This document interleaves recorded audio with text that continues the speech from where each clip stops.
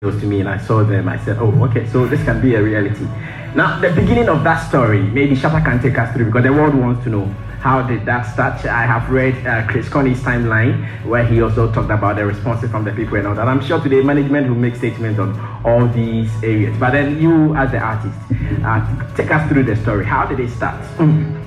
Well, so I was home, at about 12, 1, and, I saw a call from, Leslie, Fantasy Entertainment, and, like a couple of times. And later I saw Chris Connie's call too as well. So I was like, what is wrong? Why is Chris calling me at this time? Because, he's very gentle. He doesn't call at night. After 6 o'clock, wapong.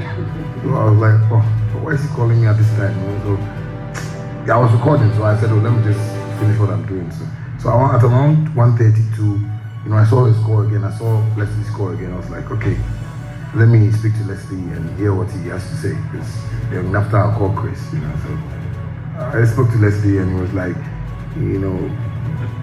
the management from, Beyonce, wants to do a song with me, and they're trying to get you to my management here in Ghana because there is someone who says he represents me in the US. And actually, Leslie, we have a contract with him, so he represents me in the States when it comes to setting, duty. So he spoke to them and they were like, no, they have to speak to Chris Connie because one guy from Beyonce's label, knows Chris Connie, so they were like, they also spoke to Chris Connie. I said, yes, Chris is my, PR here, but the team here knows like Leslie is the one taking care of things when it comes to the States. So basically they understood it, and we had to go on a conference call. I spoke to 2 of her managers, like they spoke to me so nicely that, they've been monitoring my career and my talent, and they feel, they want to put me on the Lion King movie track, and I was like, wow, okay, it's a good opportunity though, but because Beyonce has been somebody that, she's an icon actually, like, when it comes to like worldwide, she's one of the females that every musician like watches, Beyonce can pass by you right now and you get goosebumps, even though you're a star, so, and it doesn't happen to only African artists, it happens to American artists too. So I was like, it's a good opportunity, let me just, listen to what they have for me so I can just work on it. So quickly, I called Bulldog, I told Bulldog about it, and Bulldog was like, okay, cool, he would like to come over too, so, because, he liked to be in the studio, so Chris was director. He did to know Bulldog, he could come music.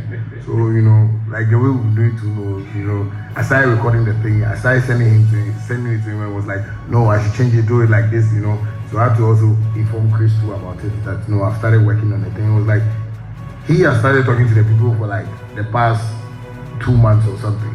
And they were like, they're going to call him when they are ready. I was like, so why are you also keeping it from me? So, say, if we tell you, I say, Chris, sometimes Shatta, I can keep secrets. Don't be like that. So no, he was trying to get everything done. I was like, okay, cool. So I told him we're working, alongside with Bulldog. I told him we're working. I was making Bulldog listen to the lyrics. So when I do it, I send it to Leslie. I send some to Bulldog, and we share ideas on it. And the way the song was, it was basically about a Lion King. So I couldn't go, away from the message. So I was trying hard to create something around who a king is. So I did it.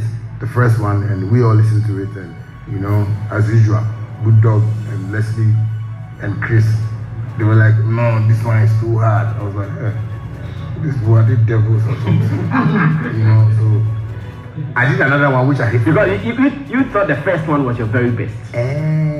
Because Charlie, they had ginger too much. Because I said like, hey Jay-Z,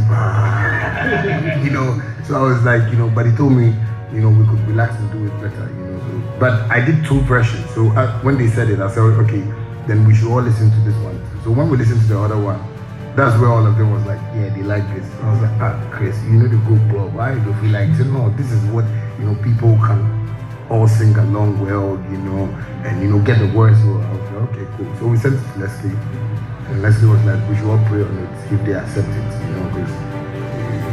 Like it was a whole, miraculous something. I didn't know. It was crazy. So we sent it to Leslie, and Leslie was like, okay, he also likes it. Since we like it, and Chris and Bulldog has confirmed, so he's going to send it to them. So actually, he sent it to them. I was waiting. That was a Friday. You know, so I was waiting, and the next day he called me and was like, boom, like they like the thing. I was like, huh. They like Beyonce listen. So yeah, she came to the studio and they all listened to it and she was like, she loves it, it's perfect. So, you know, we should send the vocals. So we sent the vocals to them. That was on Saturday. And Saturday, they called, Leslie called back again, was like, they want to speak to me. So I was like, well, maybe I'll go do some mistake again. God, make this thing. So they came and were like, no, we like the verse, we like everything you did on the song, it's nice. But Beyonce wants you to sing her part in one of the lines that she did. Like, you know, there's a hook, you know, a post, a verse. You know, Americans do the up tense, you know. So this, that's what you said post. I've not even heard post before, but there was hook, post, verse, chorus. I was like, so we have post office in music too. So when they sent it to me, I was like, okay, so I should sing the post and the verse, and they were like, yeah, I should do that side for. And Beyonce sang that part actually. So when they brought it, I was like, okay, cool, let me just sing. So I had to listen to the things that she was saying carefully. They sent me the lyrics. You know, I studied the lyrics and. The first time I heard the song even, I was like, was that Beyonce? Because it was a Lion King movie. I think she was trying to get the message like direct to Africa, so she was sounding so much like an African girl, you know. So I was like, wow. Then I also need to sound like the way she sounded on the song, so I had to actually go through the lyrics or study it and sing the way she was singing, like exactly. Then we sent it back, you know, and I kept praying. You know me, I don't have any malam again apart from God. Because all the malams have lied to me, taking my money. So I was like, okay, I'm praying to God that she will really love this. And so I mean, we sent it to them and they were like, perfect, they like it. So, you know, they're going to work on it and master it. The next day, that was Sunday, they called again, they were like, oh, the vocals, the way I've sent it, I need to send, because you know, they use Pro Tools and I use Cubase. You know, so they called and we were like, the vocals are shaking. I was like, Jesus Christ, what are these people doing? They will let it sing. So I was like, no, okay, so how we do it? So I have this engineer in the States.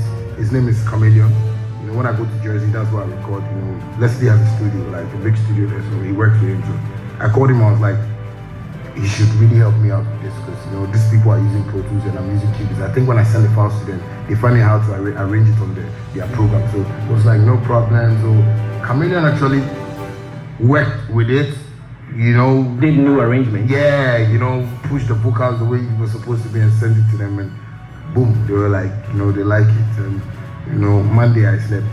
I see. You know, so it was a 3-day kind of course, you know. Not me go school for 3 continuous days.